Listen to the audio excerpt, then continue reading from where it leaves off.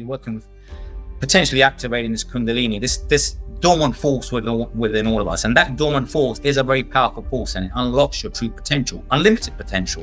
It's basically like that movie, Limitless, right? But without the pill. You don't need the pill. You do awaken to your true potential in that essence. And there's many practices to help you get there, but all of them involve turning the light inwards and doing deep inner work. Master Kambo is the founder of the Mind of Matter and Kamotion Qigong. After 20 years of immersing himself in the studies of the metaphysical arts, he now helps others master their energy and their minds to awaken to their true potential. As I was walking, my mind transcended, got into a completely different dimension, like I just went into a dream world, and this is why I liken this reality to a dream, because when I transcend into other dimensions, it's just like going into a dream, but I just haven't gone to sleep. So these transcended states of consciousness require you to know how to manage an ascended state of mind, a transcended state of mind, which is out of body. Your chi, your energy has gone off with your Shen and spirit and left your physical body behind. In this conversation, we discuss how to become a vessel for divine intelligence and what happens when we align to our primordial energy. Initially, I used to take 30 minutes, 60 minutes deep meditation to get here, right? Now, one breath connected with my lower dantian will connect me with that primordial state and that divine intelligence, because you're consistently keeping that connection. Now, many people can get that connection. They can tune in and tap out, tune in and dial in like a radio station. You say, I hope his empowering story and deep knowledge of human transformation helps you on your own journey to reaching your highest expression. Okay, the soul is visiting and I'm here with this vessel. So that, for me, if you really grasp that idea, very, very powerful, because you can wake up every day, really harness that energy, like I am the dreamer of this dream. I am here to create.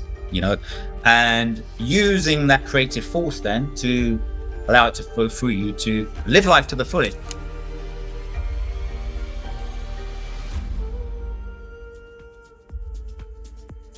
Before we get into this conversation, I want to ask you to join this amazing community of consciousness explorers. This whole idea of pursuing expanded consciousness and the boundaries of human potential while living a modern life is relatively new, which is why we interview revered masters, teachers, experts, and practitioners to help you on your own journey. To stay up to date on the latest conversations, simply click subscribe below and you'll be notified each time a new episode comes out. I am so grateful for all of your support and comments. I love reading them. Now let's dive into this conversation. Kambo, how are you, my friend? Hey, Scott, how you doing, buddy? I'm doing excellent, and I'm excited for this conversation. And I think where I'd like to start is, when did you start to believe and see yourself as really a vessel for a divine intelligence? Good question. I've always had this kind of strong connection, deep down in my soul. I've always known there's been a deeper connection to something. I couldn't say what, but then again, I've been brought up in quite a religious, spiritual, kind of upbringing as well. My father was a very spiritual guy. He had loads of books, occult wisdom, Opening of the Third Eye by Dr. Douglas Baker was one book, which actually fell off my bookshelf when I was about 12 years old, and then 14 years old. I was playing computer games and it just fell off. I was going to the toilet, it just fell off the bookshelf. And when I was 15 years old, it happened the third time. Picked it up, started reading it. Didn't know what it was about, opening the third eye when you're 15 years old. But it was interesting. So I kept it aside and I did start delving into it. And around about the same time, I was getting into meditation with Wing Chun Kung Fu, which I started around 14 years old. And I started to sense a connection to something even back then, as a teenager with my meditation, even at the beginning of my Kung Fu session. So we always start with a 5-10 minute meditation just to clear the mind. And then we do some exercises before every practice. So that sort of got me into it. And then obviously reading that book, which is my dad's, got me further into spirituality and what's beyond this, and that book, it starts on the first page, point one, this world is Maya, illusion, right? And we have latent powers within us, right? Actually, this is the book here. This is, and you actually have an interesting story about that book that reminded me of the movie Interstellar. That maybe people would be interested in hearing. yeah, a lot of people say that, and funny enough, I have watched that movie, but but a lot of people said that there was that kind of connection. But yeah, for me, this book has been an eye opener. It's a very old book. Dr. Douglas Baker has wrote a lot of books. But anyway, my dad was reading this. He passed away when I was only 7 years old, so he was only 32. He had motor neuron disease from the age of 26. So I only remember him being disabled and paralyzed. But I knew he obviously turned to spirituality and God and the divine. And I know he was a very spiritual person. Everyone speaks very highly of him. And he was a man with a lot of wisdom. And actually, interestingly, his name was Satnam, which actually means truth. And on the back of the book, he wrote and you can probably see that here in Punjabi and in English, the truth is high, higher still is truthful living. So coming across that when I was 15 years old, I was drawn to this. Okay, my dad's name was Truth. He wrote this message on the back of the book. It fell off my bookshelf 3 times by itself, right?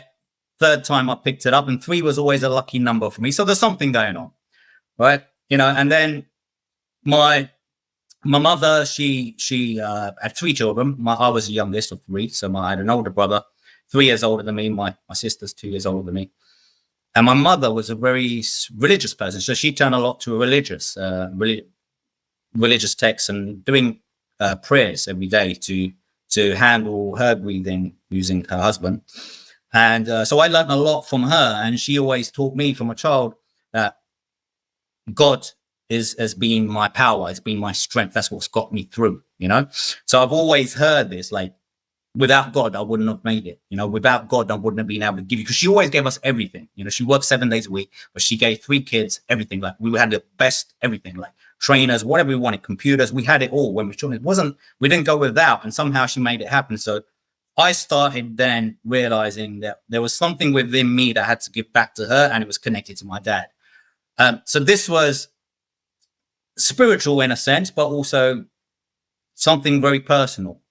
So ever since that, I've been driven by this force, and that I've been channeling that force, and that's driven me to start my own trading business as a derivatives trader. And then I became a trader's coach and became certified as a therapist in NLP, timeline therapy. And from that, it's always been about not only self-development, mastering myself, my mind and my energy, but also mastering this connection to what's beyond this. What is beyond this if this is my illusion? As I was, that was over 30 years ago. I'm 45 now. So, it was a long time ago. So ever since then, I've been trying to tap into this, meditation, yoga, taking me to Qigong, Tai Chi, internal martial arts, and Nidan, inner alchemy, so many different systems and modalities, which I've worked with over time, practice, gain experience with, that's where I realized that, I'm at vessel for something here, because I'm always channeling it. And that is how I've been able to put myself out there. And, even with the Mind of Matter, what I'm doing here, this is now really about helping others tap into that, because it's without a doubt absolutely true that the essence of the divine intelligence, and we can all tap into it. It's our birthright. And what is that process?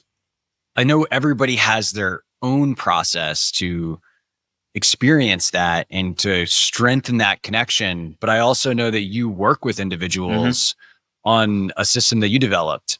And I think it would be interesting to hear kind of high level your perspective on how that comes online and how it can be strengthened. Yes. So, everything I teach is based upon my own experience. So, up until I started the Mind of Matter in June 2021, and the Instagram page that followed, I wasn't really focusing more on teaching people how to, awakened consciousness specifically. It was more so dealing with financial traders, helping them with the mindset, helping them with the discipline. So I was using therapy and my skills and even meditation to some extent, to help people, just learn to quieten the mind and gain inner peace, etc.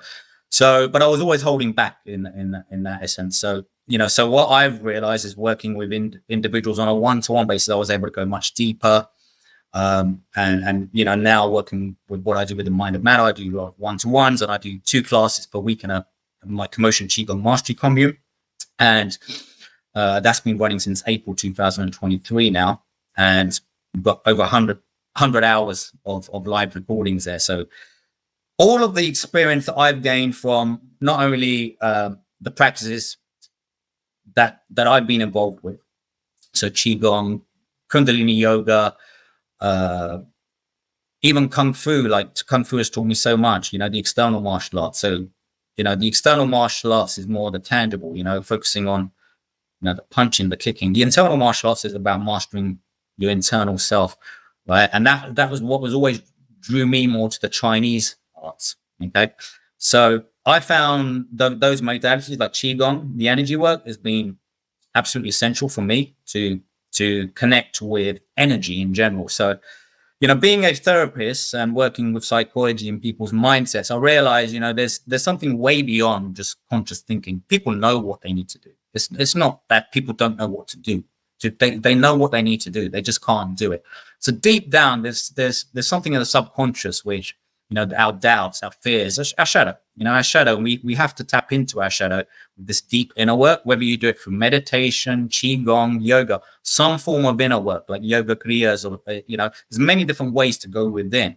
But we have to turn our light, which is always focused outward, tapped into our 5 senses, joined into this world here. We have to turn that light inwards.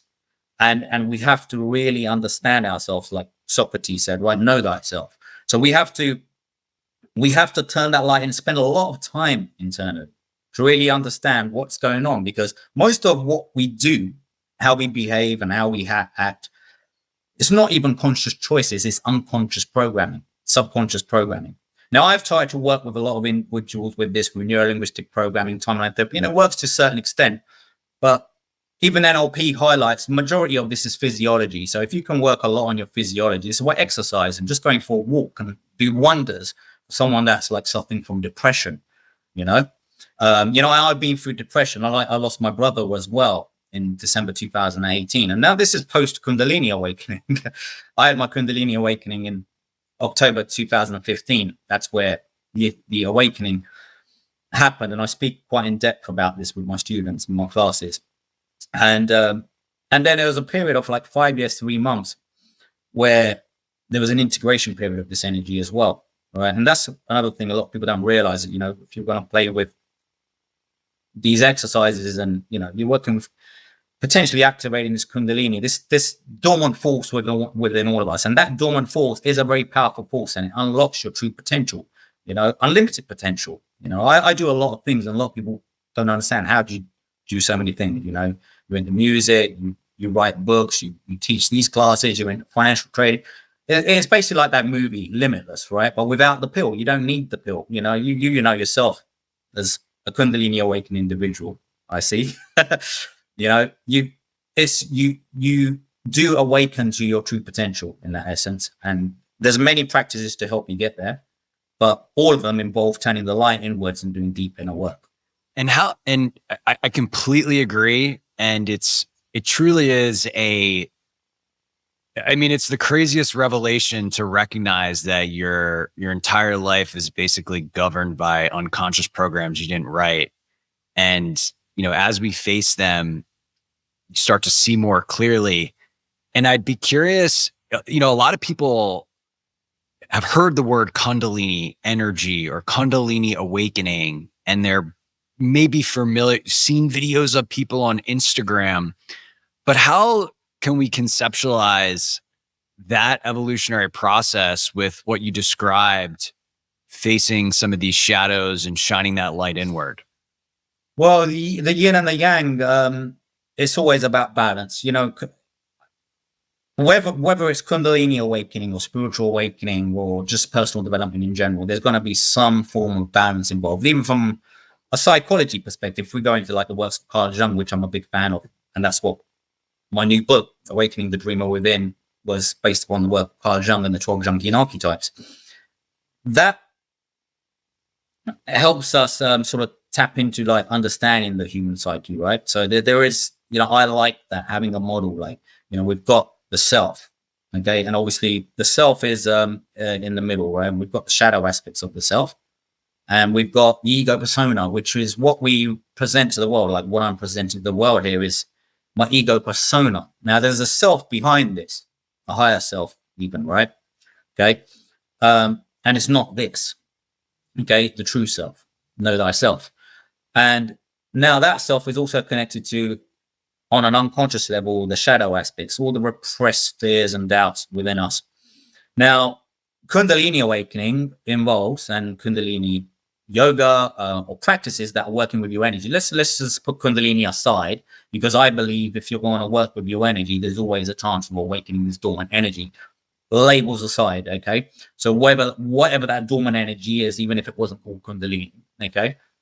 If you're going to be working within, balancing your energies and cleansing your vessel, okay, now I would just point out, there is something called spontaneous Kundalini awakenings, where people have these awakenings without really getting involved in certain practices, okay, maybe caused by certain traumatic events where they overcome such a very significant traumatic event that they had this sort of resurrection and renewal, that they had an awakening with it. That does happen. Okay, so keep in mind, it doesn't always happen through practice, but I believe having practice behind it is the more safest way, because you are always working with balancing your mind and your energy on a consistent basis. So, because when an awakening happens, you will go out of mind. Okay, meaning you will be going straight into the depths of your subconscious, your unconscious intelligence. When you are in a transcendent state of mind, you have no conscious control, and a lot of people don't understand is you have no conscious control, very much like when you're in a dream. Okay, when you go for a Kundalini awakening, you will have waking dreams. You'll be in a waking state, and all of a sudden you're going into a dream world. Okay, and this happened for me on a number of occasions on the pinnacle, at the peak of my Kundalini awakening, which is when it completed in January 2021. I was walking every day in the countryside, and I was working through, the grieving of my brother, losing my brother in December 2018. I was walking a lot, spending a lot of time in nature. And there's a period where I just shut myself off from the world, and I just basically spent a lot of time in nature, and as I was walking, my mind transcended, got into a completely different dimension, like I just went into a dream world, and this is why I liken this reality to a dream, because when I transcend into other dimensions, it's just like going into a dream, but I just haven't gone to sleep. So these transcendent states of consciousness require you to know how to manage an ascended state of mind, a transcended state of mind, which is out of body. Your chi, your energy, has gone off with your Shen and spirit and left your physical body behind. And you have to understand how to ground and root. And this is why grounding and rooting is so important, because you can keep your consciousness and your Shen, we call it in Qigong, up, elevated, up here, even above, we got the soul star chakra here above the head. And I talk about 7 more chakras above the head in my courses and classes. Now, those are all different dimensions, which I went into during my Kundalini awakening. During that there was that 40-day period in January 2021, where I experienced Akashic records, God consciousness realms, nirvana, bliss, heaven, cosmic intelligence, celestial realms. So now, without going too much detail into that, firstly, this is my unconscious mind. So it doesn't necessarily mean everybody's going to have the same experiences. This is what a lot of people need to realize when people speak about the experiences. It's a personal experience. Yours may never align with what somebody else has explained, but there are always similarities. And I always say, look for similarities amongst the differences. We're looking for universal truths. And universal truths, amongst all religions, there are universal truths. There are universal truths that you'll find amongst Christianity, Sikhism, Hinduism, Islam, all of them. I look for similarity amongst the differences, because that's the universal truth. You'll always find differences. So even amongst the systems, if you look at yoga, you'll find differences between yoga and Qigong. But what I do, I look for the similarities and I merge the similarities, because that's unity consciousness. Now, one thing I've heard you talk about that's actually a big component of the system that I study in called Ren Shui, which also is based in Qigong, is the development of the central channel. Mm-hmm. And a lot of people aren't familiar with what that is and why investing in something like that might be a good use of time. And so I would love, I've heard you talk about it, and I'd love for you to share more. Okay, so the central channel, well, firstly, amongst different systems, they will call the central channel many different things. So in Qigong, and when we go into Nigong and Nidan, we'll be working with, a lot of the time, a microcosmic orbit, a very popular technique. Again, quite misunderstood at times. There is a right way to practice it, and there is wrong ways to practice it. It's not really a visualization. You are actually trying to get the chi and the substance. And really, you want to get to a point where we can actually get our Jing, our essence, to merge with the Qi, right?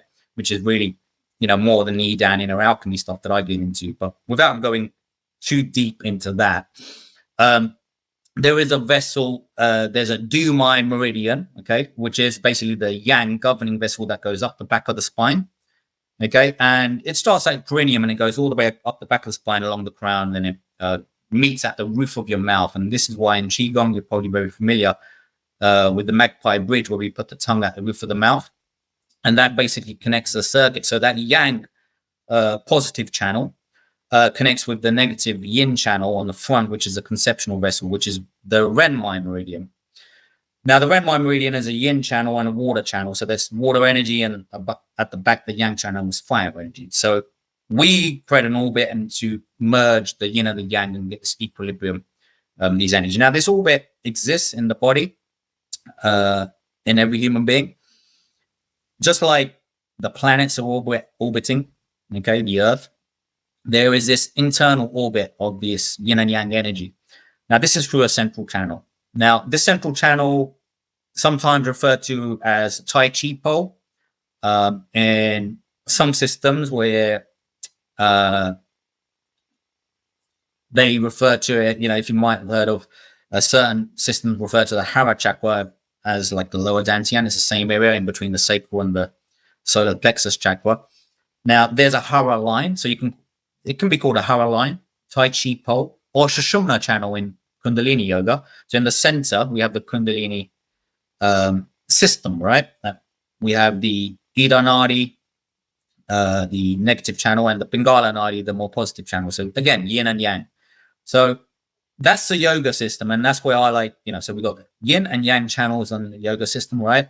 Okay, they're on the front, and then the Sushumna channel is in the center, actually connected to the Dumai meridian in the Qigong systems.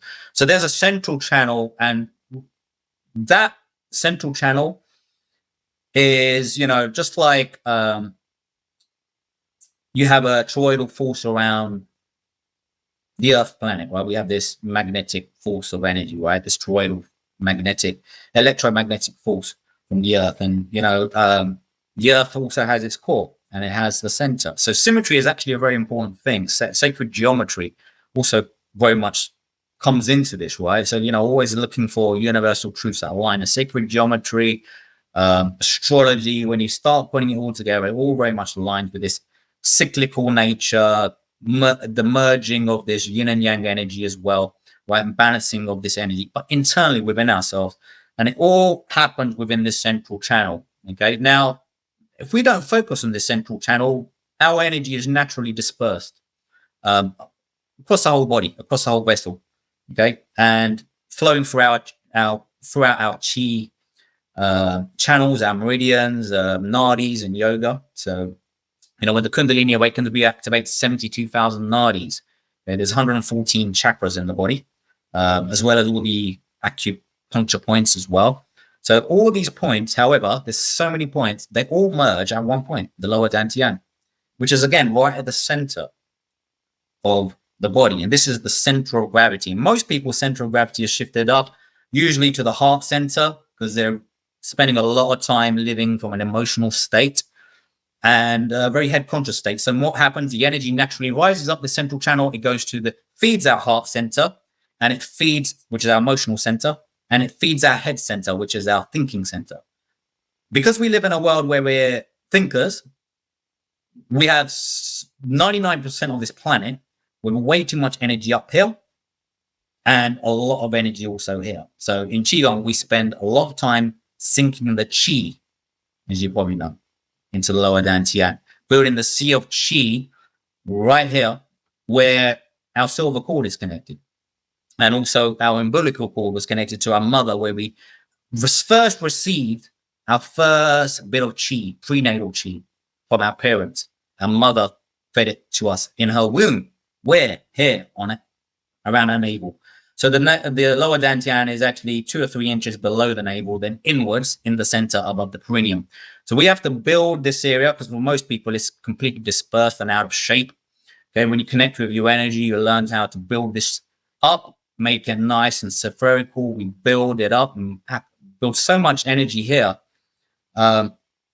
Then we allow it to be stored here centrally, but we also can release it with willpower to our central channel here, the middle dantian. We can feed our centers with complete control. Whereas most people don't have control over the energy. The energy is completely unbalanced and it's always flowing up. And, there's a lot of different, words for divine intelligence and how it presents itself and emerges in our awareness. For me, it's just a very, very clear, distinct, audible experience that is essentially directing me as I move through the world, which is amazing.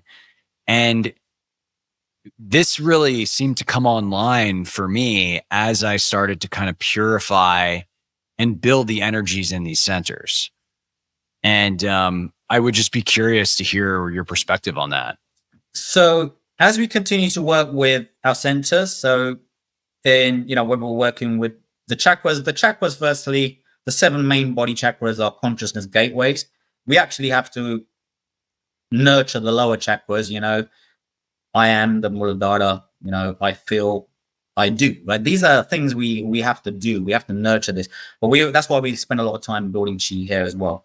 But now when we work with these energy centers, we are naturally connecting the mind with the body, and we're developing inner stillness, inner peace. Our mind is being absorbed with our essence and the energies.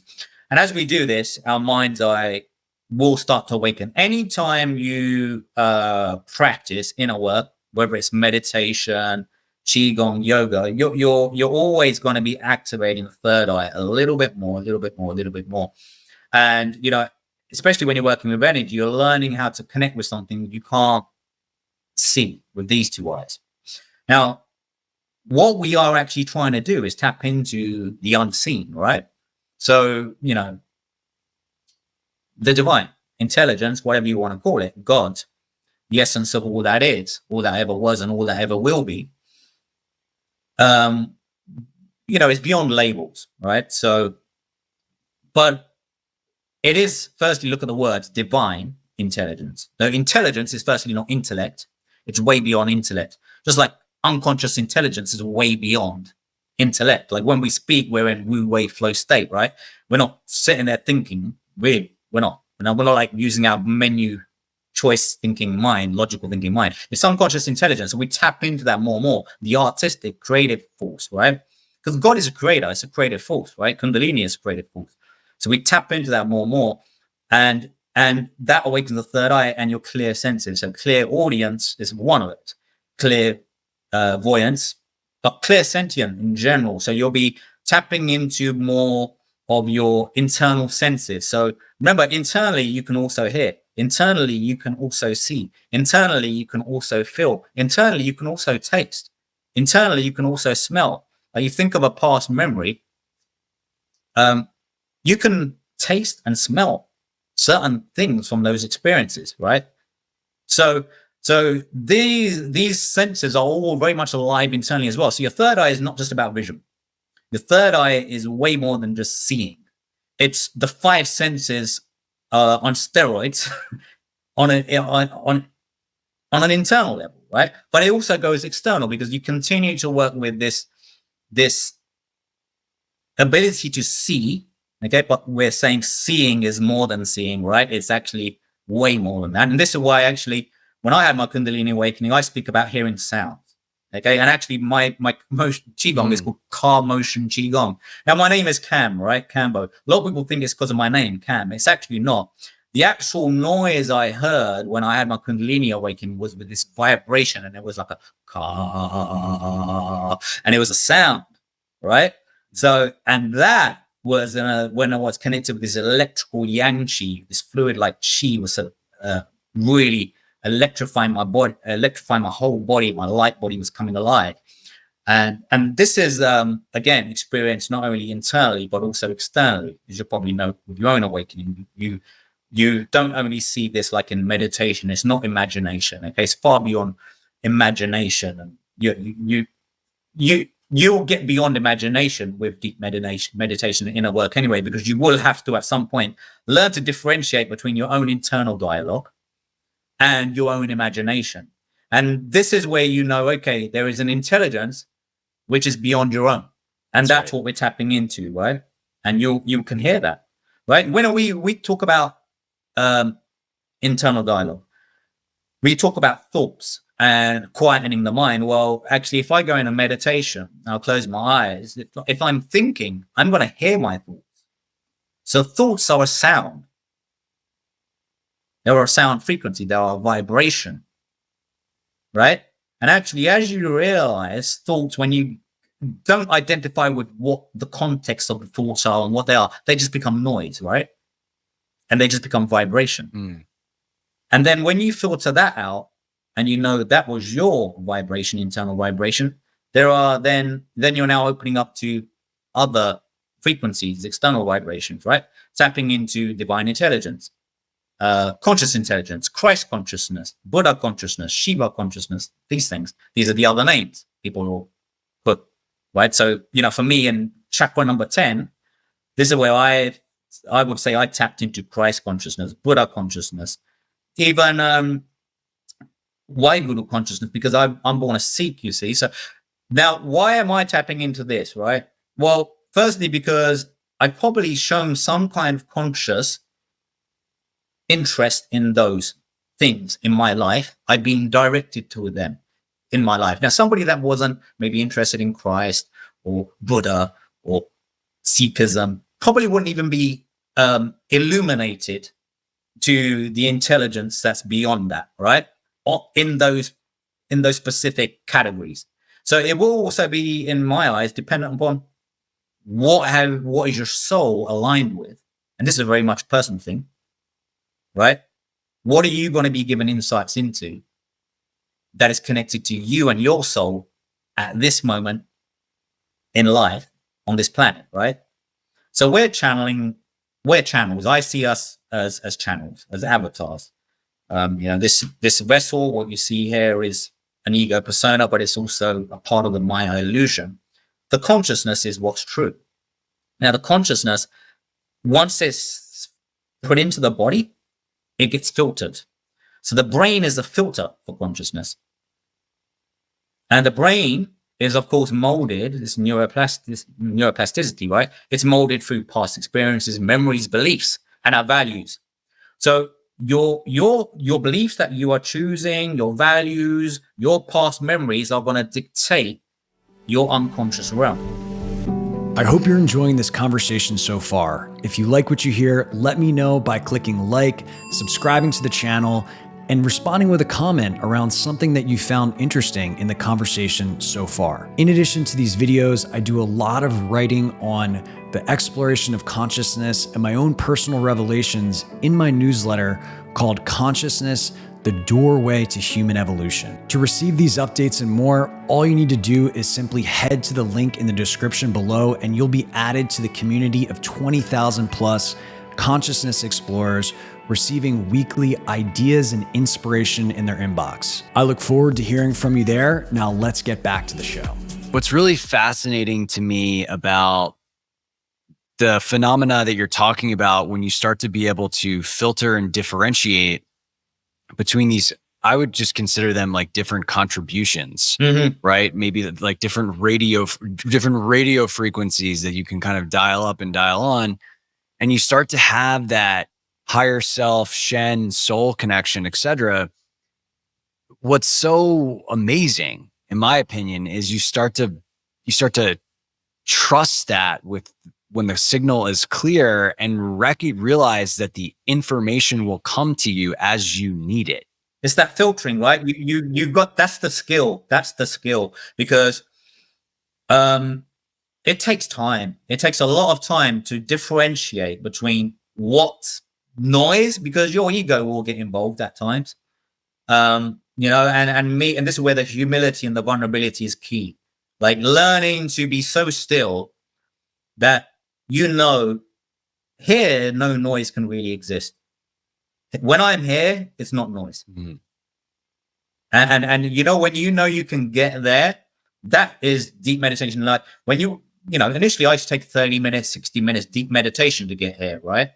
Now one breath connected with my lower dantian will connect me with that primordial state and that divine intelligence, because you're consistently keeping that connection. Now, many people can get that connection. They can tune in and tap out, tune in and dial in like a radio station. You say, our brain is very much tuning into frequencies, right? We can tap into different energetic frequencies, right?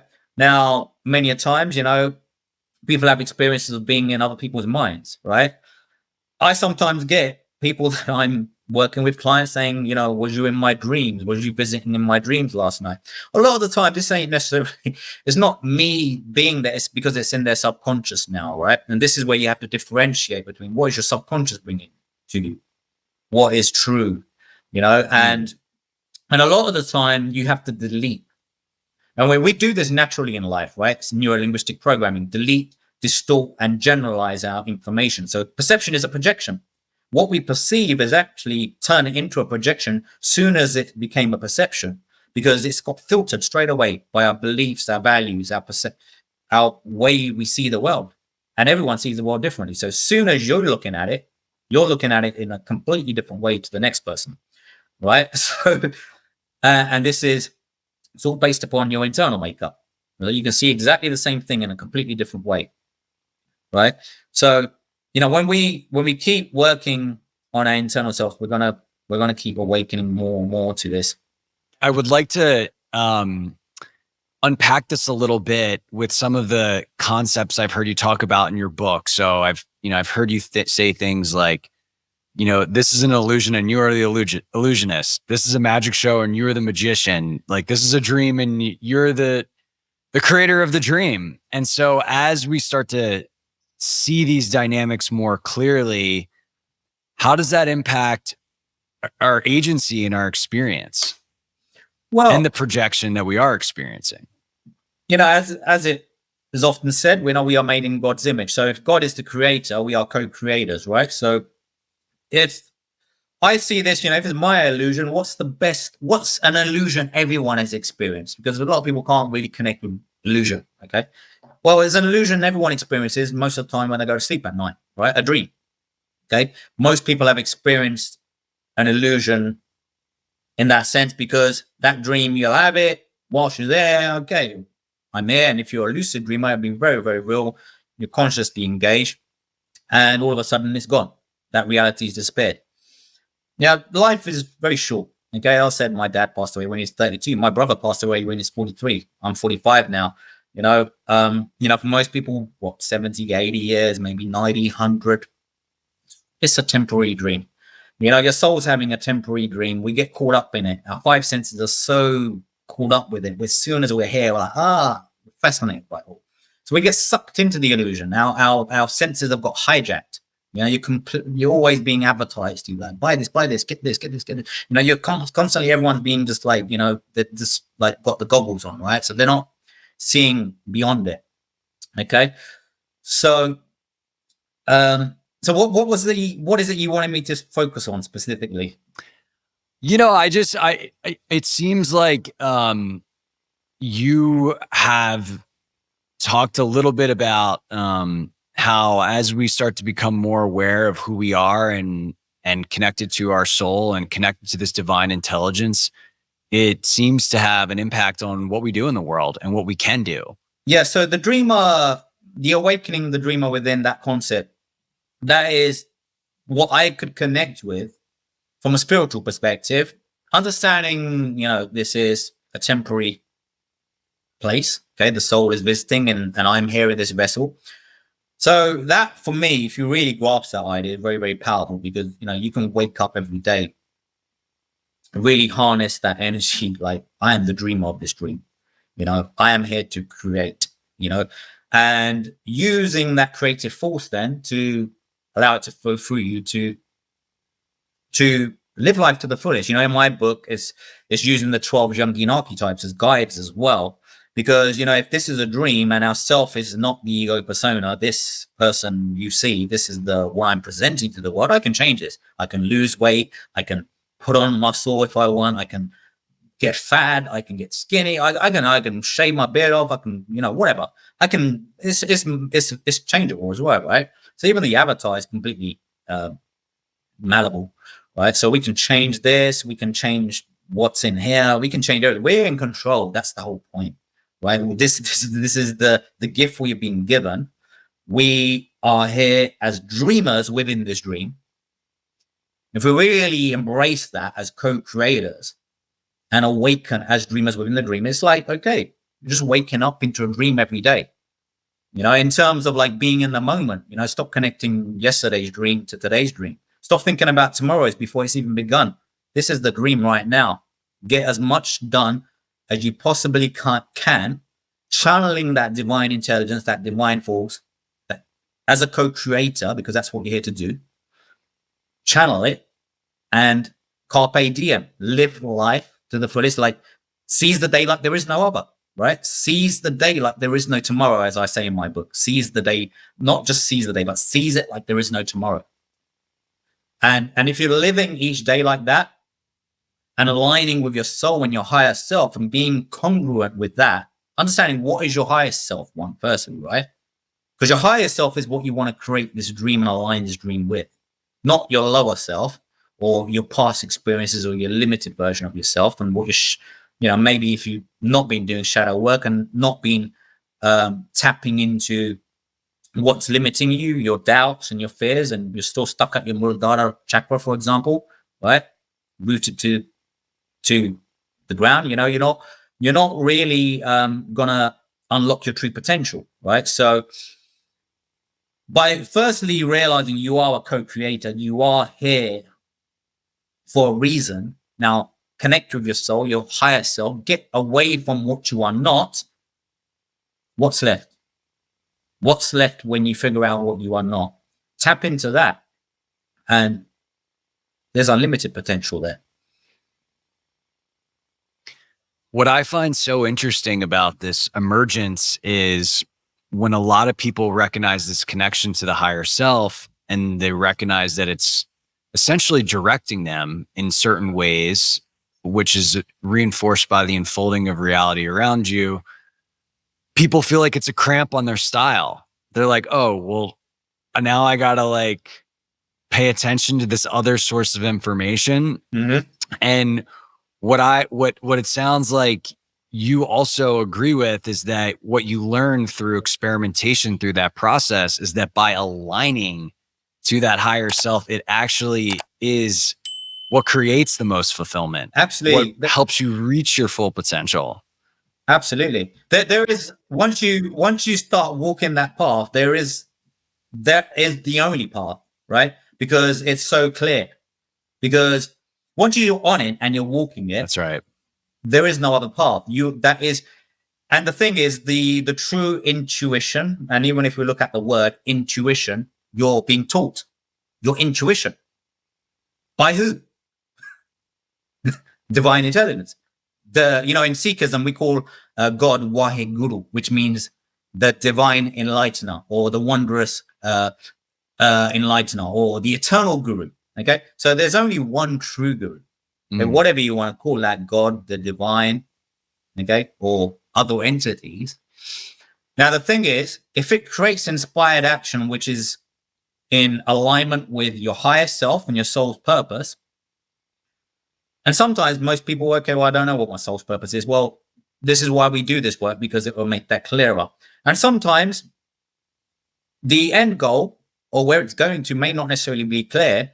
You have to learn to go with that flow, right? There's like we are now, we're just going with the flow, right? It's not a clear structure with what we're going to say and what we're going to talk about. We just go with the flow. And you just learn to, we talk about faith in God. Well, when you really connect with your higher self, it's not believing in God. You know God. It's not belief. So it's not, do I believe? It's no. I know God. I now, with faith, walk alongside that divine force. There is no other way. Yeah, that's beautiful.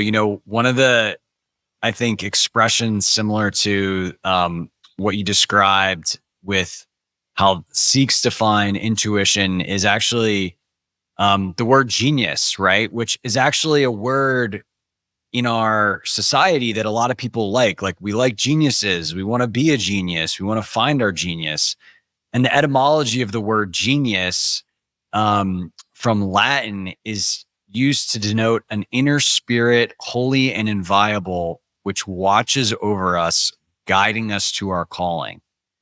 Right. And I think that connection of what genius is actually referencing has been lost in our society, unfortunately. Yes, absolutely. I mean, there's a lot of clues. I like to break down words sometimes and look into a deeper meaning, even inspiration. We use these words. I'm inspired. Well, in inspiration, again, I like to think of when I'm inspired, I'm in spirit, in spirit again.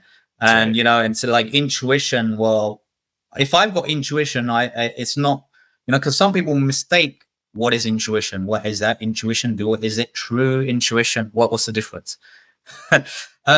Well, if it came from you and what you're thinking, probably wasn't intuition.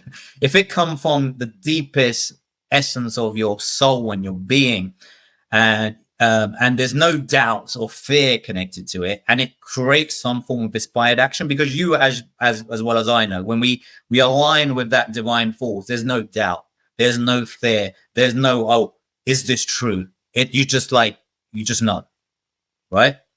That's right. Something that I would be curious to get your perspective on. I think both of us had a very unique experience with the Kundalini awakening and process, and my process is not complete. I've been in this 5 years. It has been turbulent. It has been a whirlwind, but it's also been the best thing ever. Do you think the Kundalini process and transformation is required to reach a certain level of consciousness or enlightenment? Is that just kind of like one pathway that certain people seem to experience, in their consciousness expansion? Well, there's, when we look at Kundalini, firstly, it's a certain way of explaining an awakening that's come from a certain culture, Indian culture. Me being Indian, I understand it's been sort of deep rooted in my background as well. And I just sort of came into what Kundalini was quite young in my age, from even reading that book, The Opening of the Third Eye, when I was 15 years old. So obviously, if somebody's not aware of what Kundalini is, can they have a Kundalini awakening? Of course they can, right? Because it doesn't necessarily... I wasn't aware of it when I had mine. So, and actually, when we look at the essence of what a Kundalini awakening is, it's a merging of the yin and yang energies, the divine masculine energies. When we are able to balance those energies, and even Carl Jung, from a psychoanalyst perspective, refers to the anima and animus. The men have the feminine aspect of themselves naturally as an archetype. Like when you're born, you naturally already know, okay, there's a female aspect, as a man. And when you're born and a woman, you already know there's the opposite, men. But then there's other archetypes that we can all align with in the unconscious collective, like the 12 that I speak about in my book, the hero, the lover, the jester, the leader. These are all, they all have attributes and characteristics we can align with, right? But now when we're talking about Kundalini awakening, where it's all about, yoga, for example, Kundalini yoga works with, quite intense methods for trying to activate with this energy, with the, breath of fire and things like that. Sometimes I think it can be quite dangerous to people if they don't really understand what we're doing, because these energies, once they're awakened, there's no going back. Okay. But so these energies will awaken, and this divine masculine, and divine feminine energy, the yin and the yang, will be expressed through you on a more magnified level. So you will become more awakened to your more feminine aspects and your more masculine aspects. And some of those are still unbalanced by the time you start going through the awakening. Again, this obviously depends. This is where it really depends on what level you was at when it started. Now, if you was in a real mess when it started, and it can happen, as I said, some people go through some trauma, in a major trauma, and can even ignite this process. But then again, it's for me, Kundalini Awakening isn't just like it starts and stops. It's for me, it took 5 years, 3 months, as far as I'm concerned, to complete. And what I say, I would say the point where it becomes permanent, the Kundalini becomes permanent, because up until that point, people can lose that connection and, really completely try to shut it off. Okay. Now I believe this will create some level of internal imbalance, in some shape or form, that will create life disturbances and emotional releases and maybe outbursts and things like this. There will be imbalances. If somebody tries to put a lid on this energy, it will quite often become a destructive energy. So this energy can be destructive and it can be creative. The most important thing is, without even labeling any of this, if you're going through some kind of development or awakening, never resist. If you are feeling like you're growing, that's right. Just imagine like you've been nurturing this soil, the plant is starting to grow all of a sudden. You don't want to just chop it off all of a sudden. And you spent the last 10 years fucking, nurturing the soil, right? Because people get scared. The doubts and fears kick in and things start happening. Paranormal experiences start happening. They don't know what's going on, right? This is where a lot of people then can go to doctors and things, and they'll say, okay, well, it's psychosis. Okay, Kundalini psychosis. And they'll put you on meds and that will put a lid on it, right? I went on antidepressants, mood stabilizers to try to see. And I realized, all it does is it just puts a lid on the energy, and actually creates disturbances. And I found it was leading me to get overweight, more depressed, sad, because I knew deep down I was blocking something that was supposed to happen. Right. So when I managed to do it naturally, manage my energy naturally, and of course, the benefit of this is that the discipline goes through the roof, because you have to master your mind and your energy during this process. And some people will try not to because of their doubts and limitations. And this will be your fight with your shadow, right? And some people get caught with this fight with their shadow and they just won't win. And when you have that final battle with your shadow, some people say the devil, okay, or, the darkest version of yourself. When you defeat that's for me when the full awakening becomes permanent. And that can take a long time for many people to complete. Okay. So now that might not necessarily be called a Kundalini awakening. It might be called a mental health crisis for some people. Okay. I don't know. Let's not label it, but it depends on really a personal level if you want to align with it. And I think if it's Kundalini and you're on the path and you're supposed to connect with it, it won't leave you because it's a divine intelligence. And as long as you tap into it, you tap into that intuition, that inner power, that inner strength, and that connection, it will guide you through it. Okay. And as you say, life can be turbulent, not only Kundalini awakening, it's full of ups and downs for everyone. Okay. It's just that some things can be magnified when we're going through an awakening. And that's because it should be, because we want to get this done with. We want to get over what's holding us back. Okay. And for some people, that is discomfort. It's not comfortable. It's discomfort because the change has to take place. The birth has to happen. And just like, when you was born, your mother went through pain, right? Don't think spiritual birth happened without some level of suffering. It does, unfortunately. I can't tell you how many times in my own process, I was just like, I just want my damn life back. Mm. And,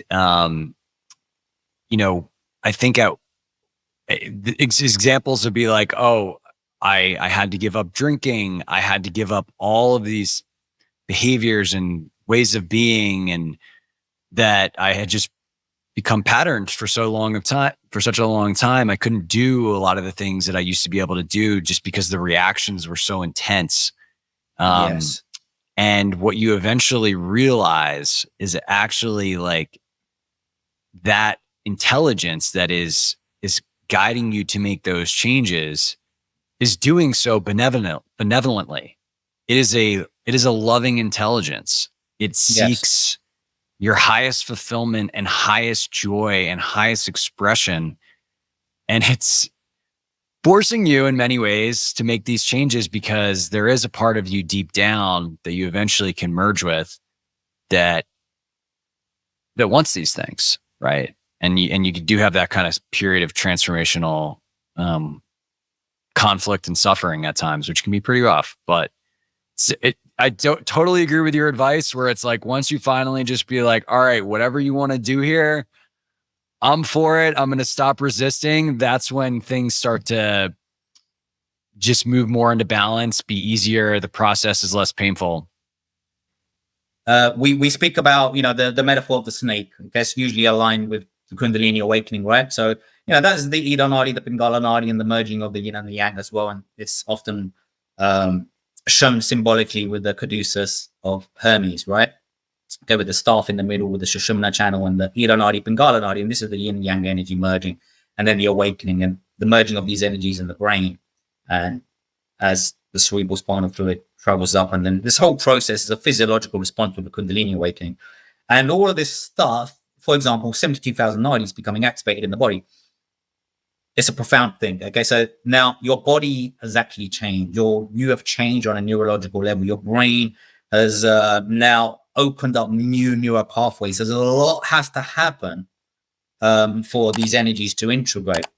Okay, so many people do think, okay, I've just had my awakening, had a profound experience, and they really do put a lid on it because they limit themselves because they thought, okay, that was it.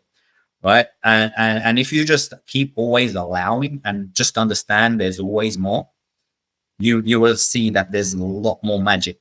Okay. And that's what you always have to remember. It doesn't matter how tough it gets, wait for those miracles, those glimpses of magic, because they will come and they will keep driving you forward. Doesn't matter how hard it gets. Okay. There's going to be times where people will say, oh, I just want to fucking give up. Right. But as long as you do practice, and again, you pointed out a real important thing like drugs, alcohol, even, I used to drink alcohol. My brother died from depression and drink alcohol abuse. So it gave me a wake up call. I actually gave up alcohol. I've stopped smoking cigarettes. Any drugs, when I was younger, I used to be involved, mushrooms, smoking DMT, smoking changa, which is a smokable form of ayahuasca, and psychedelics and stuff like that. After a while, I realized even all of that was nonsense, because even DMT trips and DMT worlds are actually an illusion. Okay, but it's however a doorway, a gateway into the depths of your unconscious, and it absolutely can play a beneficial role for some people, but it's not necessary. And I don't, you're probably aware of this. Once your Kundalini is awakened anyway, just going into deep meditation is like taking a DMT trip anyway, because you don't need anything after. It's substances will impact your energy. Now, even let's say you had a beer last night. That's right. Okay, or you had too many beers last night. Okay, and the next day you feel a bit shit. You feel a bit guilty, and you have shame in you because you feel bad. You shouldn't have gone for those beers last night. Okay, let's just use that as an example. Tomorrow, okay, I'm going to change it. I'm going to go for a walk. I'm going to do some Qigong. I'm going to do some meditation to try to fix myself. Now, The issue is those substances are still in your body. They are a part of your energy now. So the energy, what you're putting in your body, affects your chi, right? For example, you go into meditation, you've had smoked too much weed. It's going to feel very different to someone that's gone into meditation with a completely clear mind, right? And this is where many people are going to go through the Kundalini awakening, and they're going to get to their Kundalini awakening with something, and they're going to realize they cannot continue with it. So for anyone that's listening, going at that point, and I think many people may resonate with this, there is going to come a time we're going to have to let that go, and this is going to be taking the layers of your old skin off. Like a snake has to shed its old skin, you're going to have to shed that old skin. Yeah, definitely. And, in some regards, like what I have, many of the habits and lifestyle changes that I wanted to change earlier in my life, there was a use of willpower to try to do that. Like, oh, I'm going to try really hard not to have a drink or whatever. And it always, willpower is not that powerful, Yes. frankly. But It's when not. this process begins, the power is infinitely more powerful to align you effectively, because the consequences of not doing it becomes so amplified that it just becomes the most compelling way to use your free will to align to it. And so I talk about how, in many ways this kind of changes you automatically. Yeah, it does something to your brain, the reticular RAS, reticular activating system, right? So the reticular activating system, like basically when we sort of focus on a goal or objective, like we align with it, right? So Kundalini awakening does do something in your mind where it has something that is anchored to. So it doesn't matter where you go, there will be this connection which will anchor you to it. So and as long as you keep that connection, I always find as long as I keep that connection, for me, from a chakra perspective, it's like, a connection with the soul star chakra above here, but also in the body, that's for the energetic body. So I would say fourth dimensional body, as we transcend to the fifth dimension. But the anchoring with the physical essence is in the lower dantian. This is where there's one point in the body where all these nadis and all the connections and the channels meet, and that's this in the lower dantian in the navel. So for me, bringing my mind there brings my connection back to that, right? So, whenever we do go off track, we sort of like a guided missile, the missile can go off track, but somehow like a heat-seeking missile, right?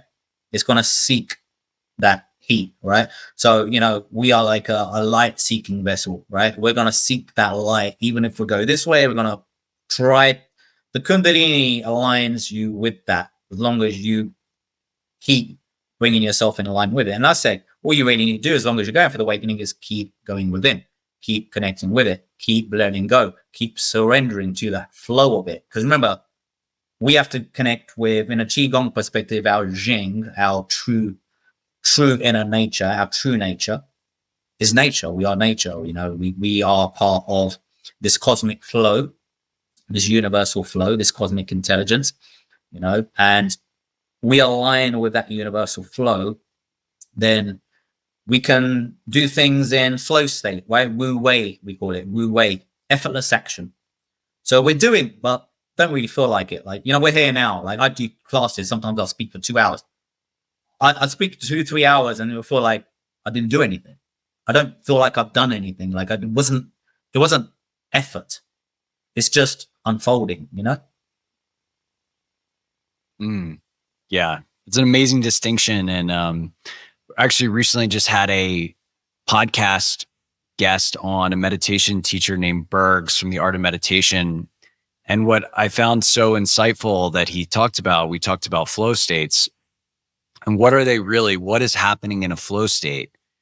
And his interpretation of it was that the sense of me, the sense of the little self is gone. Absolutely. Yeah. Right. And that's what creates that experience where we are just, unified with the unfolding. And this is why the throat chakra is so important, right? Because when we open the throat chakra, remember, this is the first connection to the spiritual chakras. The others are elemental chakras connected to earth, right? So we have earth, the Muladhara, the earth, the Swadhisthana sacral chakra, which is connected to water, then the solar plexus, fire, and then we have air, which is the heart chakra. Then here we get here, these are spiritual, these are connected to the spirit element, the throat, ajna, crown, and then divine planes beyond with the transpersonal chakras outside the body, right? So this is our connection to those planes of existence. So we go out of body, like our consciousness can be in the body. We take our consciousness. I teach people how to do this with techniques, practice, like you're in control. I want to go out of body. You go. Like, yeah, there's ways to do it, you know? We have to remember that we came here in a systematic manner. And the way we go back is just reverse engineering. You know? And that's why I love Taoism and Taoist alchemy, because it's just basically, okay, we had the Tao, then we had the Wu Ji, which is the prime consciousness, right? Primordial state of consciousness, which comes from Tao, right? Divine intelligence. All that is and all that ever will be. And then we have the Tai Chi, the yin and yang. Then we have the elements, right? Then we have the heaven and earth, the Dian and Ti, right? Dian and Di.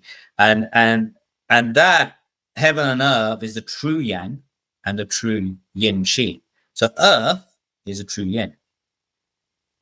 Heaven, and we're talking about cosmic celestial bodies like planets, stars, the sun, the moon. That's what we refer to as heaven in Taoist alchemy stuff that I teach. Okay, so it's a very tangible thing. It's not like, oh, well, what's heaven?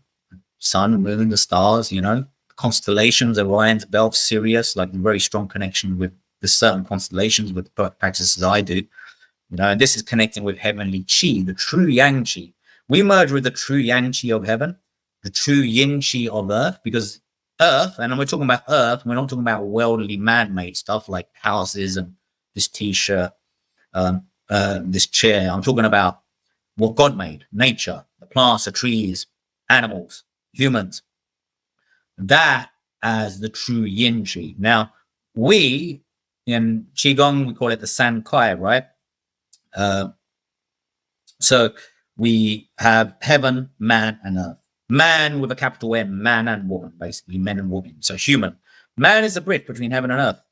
We are that vessel, and we connect that true energy of heaven and that true energy of earth.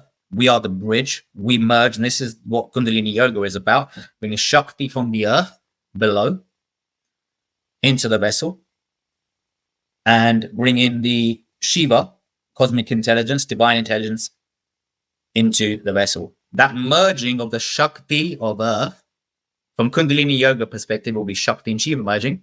From a Taoist perspective and what we teach from a Qigong perspective, this is why the systems are beautiful. They're just like, they're like two pieces of the same puzzle that just fit together beautifully when you bring Qigong and Yoga together. And it actually helps you understand the whole Kundalini awakening process much better, not only the awakening, but also the management of the energies. Because if you think about it, when Kundalini awakens, the energy shoots up. Most people struggle because the energy keeps flowing up. What do we do in Qigong? We bring the energy back down. And it's why practices like grounding become so essential. Absolutely. In that connection to the natural world, which you naturally develop a greater reverence for. Yes, for all of this. Yes, absolutely. Well, Master Kambo, this has been an awesome conversation. I know you have so much knowledge to share. I love following your Instagram as one place to get that. I want to give you an opportunity to tell people about where they can learn more about what you're up to and continue to follow your teachings. Yeah, best place to go is follow me on Instagram. So it's at The Mind of Matter. So The Mind of Matter. And also, I've got a website. It's www.themindofmatter.com. And on there, you'll find information about me, my story. There's an About Master Kambo page, which tell you about me, my Kundalini awakening, the struggles that I went through, what I call the Kundalini short circuit when my brother passed away, and dealing with that grieving and how I have to reconnect the energies. So there's a lot of interesting stuff. There's some blog posts on there. You'll also find information about the commune, where I do 2 classes every week on a Tuesday and Thursday. And we've got over 100 hours of classes in there. Everything from Kundalini yoga, understanding activation of your third eye, the chakras, how to work with the dantians, the sankai that I was talking about, heaven, man, earth, making this bridge, connecting these energies. So all about this, but we're very practical techniques. We do practicals on a consistent basis on a Tuesday, Thursday. So, but there's also challenges there. So I throw 30-day challenges to keep people disciplined. There's a community there, a private community. So come and check it out. Just go to the website. You'll find courses on there as well. So that would be the best places, the Instagram page or the website. And you'll find everything else on there. You know, the Facebook page is also a YouTube channel as well, which will be growing soon. But other than that, Scott, it's been a fantastic conversation. It's been a pleasure. Absolutely, man. And we'll link all those out in the show notes so that it's easy to find. And thanks again, man, for sharing all your wisdom. It was wonderful, and I know everyone's grateful for it.